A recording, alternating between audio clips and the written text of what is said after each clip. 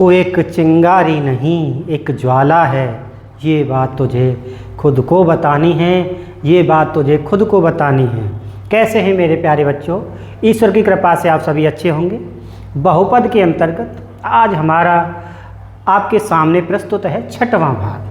ठीक है, इससे पहले वाले जो भाग थे उसमें बहुपद के हमने शून्यक ज्ञात किए थे और शून्य ज्ञात करने के साथ साथ उसके गुणांकों शून्यकों के बीच में संबंध की सत्यता की जांच भी की थी। ठीक है, लेकिन पहले वाले जो प्रश्न थे दो वीडियो में, उसमें क्या था कि पहले तीनों भाग प्लस के आ रहे थे। तीन पद होते हैं एक द्विघात समीकरण में या द्विघात बहुपद में, x a x square plus b x plus c. एक एक्स स्क्वायर वाला पद होता है, एक एक्स वाला पद होता है और एक अचर पद होता है। तीनों अगर प्लस के आ जाते हैं तो बीच वाले भाग को अगर हम तोड़ेंगे तो प्लस करने पर ही आता है।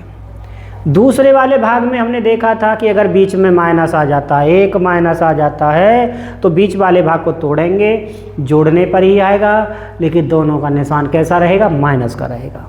लेकिन आज जो आपके सामने कंडीशन है वो इस प्रकार की है, एक्स स्क्वायर है माइनस 2x है माइनस 8 है, यानी कि दो जगह पर, एक और दो जगह पर ऋणात्मक निशान आ गया है। ठीक है, एक बार दोबारा से, पहले वाले भाग में कोई ऋणात्मक नहीं था, जोड़ने पे आ रहा था। दूसरे भाग में सिर्फ बीच में ऋणात्मक था, इसलिए जोड़ने पर ही आ रहा था, लेकिन दोनों निशान माइनस के थे। लेकिन यहाँ पर अगर ये दो जगह पर माइनस आ गया है तो अब क्या किया जाएगा? ये हमारा घटाने पर होगा। ठीक है, एक प्लस का रहेगा एक माइनस का रहेगा। किस प्रकार से आएगा ये हम जानेंगे। पहला काम क्या है हमारा? अचर पद और एक्स के गुणांक, एक्स स्क्वायर के गुणांक का गुणा कर लेना। एक है इधर 8 है, 8 और 1 का गुणा किया कितना आ गया? 8 आ गया। अब इस 8 के हमने गुणनखंड कर लिए और इन गुणनखंडों को व्यवस्थित करके हमें लाना क्या है? 2 लाना है। तो एक 4 ले लो और एक 2 ले लो। 4 माइनस का ले लो, 2 प्लस का ले लो, आ जाएगा -4 + 2 -2 आता है। लिख दिया हमने x square -4x + 2x minus का 8, माइनस का 4 लेना पड़ेगा क्योंकि यहाँ हमें माइनस का लाना है। इस चीज़ का भी विशेष ध्यान रखना है। x ले लिया कॉमन, x -4 आ जाएगा, प्लस 2 ले लिया कॉमन, x -4 आ जाएगा। ऐसे ही ये x -4 आ जाएगा और ऐसे ही x + 2 आ जाएगा। हमारे जो शून्यक हैं वो निकल चुके हैं। ठीक है, एक x -4 है और दूसरा क्या है? x + 2 है।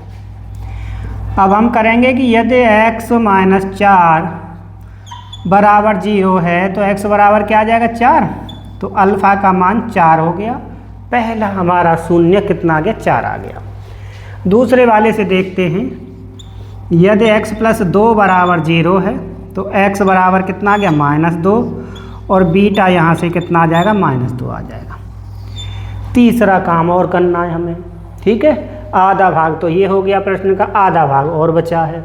ठीक है, उसमें क्या करना है? शून्यकों का योगफल, शून्यकों का योगफल करना है। फॉर्मूला क्या होता है? -b/a होता है। ठीक है, b क्या होता है? x का गुणांक होता है। ठीक है, एक बार और लिख देते हैं, चलो आपके सामने, ax square + bx + c। a 1 है, b -2 है, c -8 है। ठीक है, तो लिख दिया हमने माइनस का माइनस, b की वैल्यू है -2, a की वैल्यू 1 है तो ये 2 ही आ जाएगा, माइनस माइनस प्लस होके। ठीक, अब गुणांकों से देखिए, शून्यकों से 4 है 1 प्लस माइनस का 2 और 4 में से -2 घटेंगे तो 2 बराबर 2 ही तो आ जाएगा। ठीक है भाई, हो गया। ठीक, सत्यापन हो गया। एक चीज़ का और करना है और वो होता है हमारा शून्यकों का गुणनफल। और शून्यकों का गुणनफल निकालेंगे तो क्या आएगा? c/a आएगा। c कितना है? -8, -8/1 -8 ही आ गया। गुणा और कर दो शून्यकों का, एक तो 4 है, दूसरा -2 है, 4 दूनी 8, -8 बराबर -8 आ चुका है। ठीक है, और यहाँ से आपने ये पूरा सवाल समझ लिया है। और समझ लिया है तो क्या करेंगे, वीडियो को रोकेंगे और रोकने के बाद इसे लिख लेंगे। ठीक है, और हम इसे रफ कर देते हैं। अगला प्रश्न हल करेंगे इसी प्रकार के। ठीक है, ये मैंने डिवाइड कर लिया है, सिर्फ इसी प्रकार के क्वेश्चंस करेंगे जिसमें 2 जगह माइनस आ रहा है। ठीक है, जिससे कि आपको समझने में, अभ्यास करने में आसानी हो जाए, कोई भी दिक्कत आपको न रहे। ठीक है, क्वेश्चन बदलते हैं। अगला क्या दिया गया है देखते हैं। x² तो आएगा ही आएगा।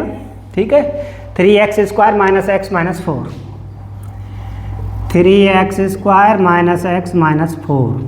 ठीक है, लिख दो यहाँ पर 3x² - x - 4। ठीक, अब क्या करना है, 4 तिया 12 के गुणनखंड करो, लेकिन लाना कितना है तुम्हें, -1 लाना है। तो सीधा सीधा पता लग रहा होगा कि -4 ले लो और प्लस का 3 ले लो। ठीक है, थोड़ा सा और तुम्हें डिटेल में बताते हैं। -4 + 3 करेंगे -1 आ जाएगा। ठीक है, चलो भाई लिख देते हैं 3x² - 4x + 3x - 4। कॉमन कितना है, सिर्फ x है कॉमन, x ले लिया, 3x - 4 हो गया। इसमें +1 कॉमन है तो ये 3x - 4 हो गया। इधर से 3x - 4 हो गया और ये x + 1 हो गया। आधा काम हमारा हो चुका है। अब यदि शून्य निकालने ना, यदि 3x - 4 बराबर 0 है तो 3x बराबर 4, x बराबर 4/3, तो जो अल्फ़ा है वो 4/3 हो जाएगा। सिमिलरली दूसरे से देखिए 4/3 बिल्कुल सही आया है। यदि x + 1 बराबर 0 है तो x बराबर -1, तो दूसरा शून्य का बीटा मानते हैं हम, है ना, -1 आ गया है। अब क्या करना है, अब गुणांकों से और शून्यकों में संबंध। तो लिखेंगे सबसे पहले शून्यकों का, क्या लिखेंगे बेटा, कि शून्यकों का योगफल। और योगफल के लिए सूत्र क्या होता है, -b/a होता है। ठीक है, एक बार और लिख देते हैं ax² + bx + c। चलो ये ऊपर लिखा रहेगा, a का मान 3, b का मान -1, c का मान -4।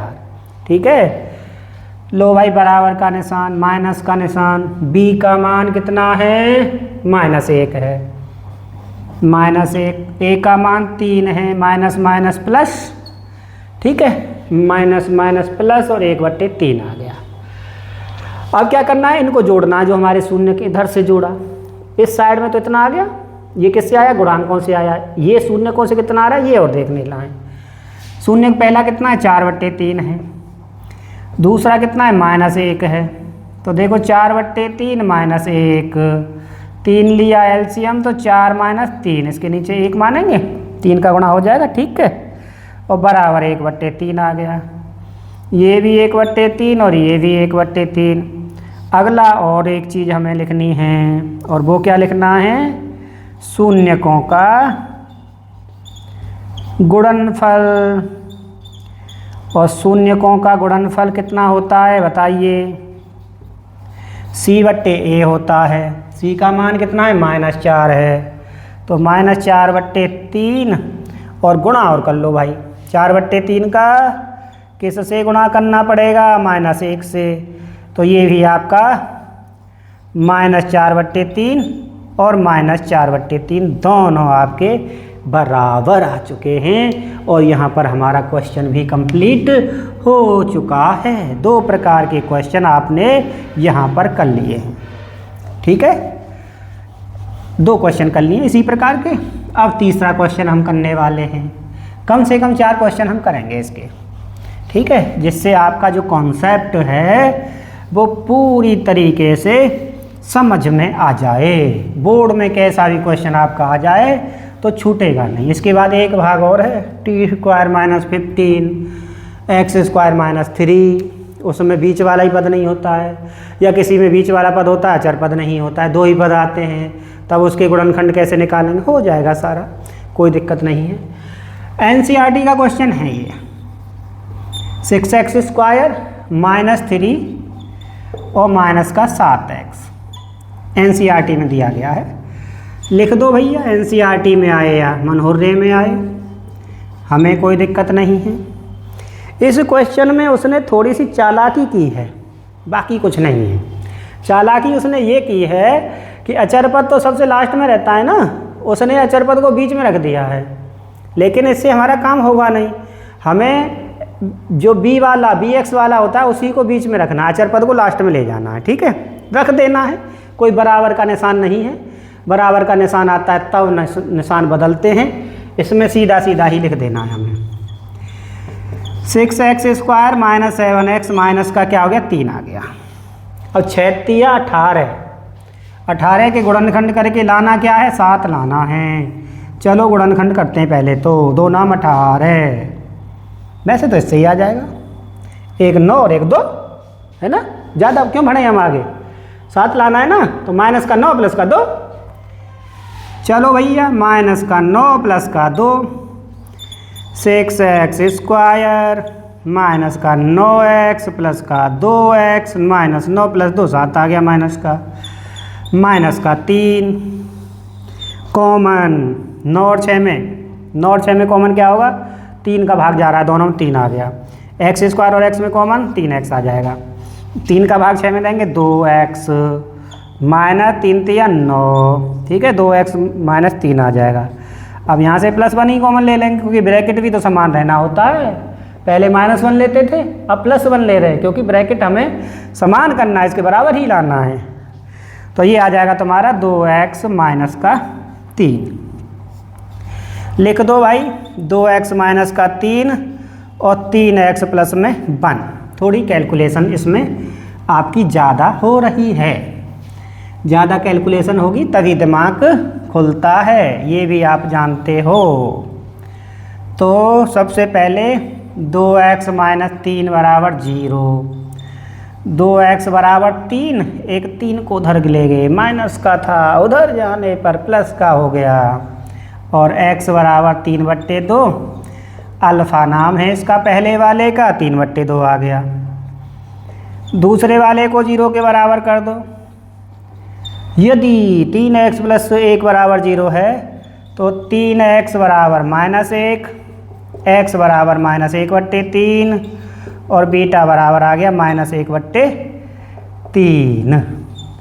ठीक है, ये हो गया हमारा, कोई दिक्कत हमें यहाँ पर नहीं हो रही है। आगे का काम क्या है, शून्यकों का योगफल। ठीक है, थोड़ी सी कैलकुलेशन है, लेकिन हम 10th क्लास में हैं, ऐसी कैलकुलेशन तो हमारे लिए क्या ही मायने रखने वाली है। शून्यकों का योगफल बराबर -b/a, ऊपर लिख दिया है ax² plus bx plus c, तो b का मान हाँ यहाँ है ना, तो यहाँ पर है, तो -7 है, एक माइनस पहले से लगाया है, एक -7 हो गया। ठीक है भाई, a का मान 6 है, तो माइनस माइनस प्लस होके ये 7/6 आ गया। अब इधर से जोड़ दो इन शून्यकों को, एक है हमारा 3/2 और दूसरा कितना है 1/3, 3 दूनी 6, 3 तिया 9, 2 एकम 2, 9 में से 7 गए, 9 में से 2 गए, 7 बचे, 7/6 और 7/6 हो गया ना। अब क्या करना है, अब करना है जी शून्यकों का गुणनफल। 2 ही चीज़ें करनी होती हैं, एक योगफल और एक गुणनफल। c/a होता है, c कितना है -3/6, -3/6 तो -1/2 आ जाएगा। ठीक है, चलो भाई इधर से कर लो इसको, एक है 3/2 और दूसरा है -1/3, 3 से 3 कट गया तो वही -1/2 आ गया, बराबर हो गया। ठीक है, बराबर हो गया तो हमारा क्वेश्चन बिल्कुल सही हो गया है। ठीक है।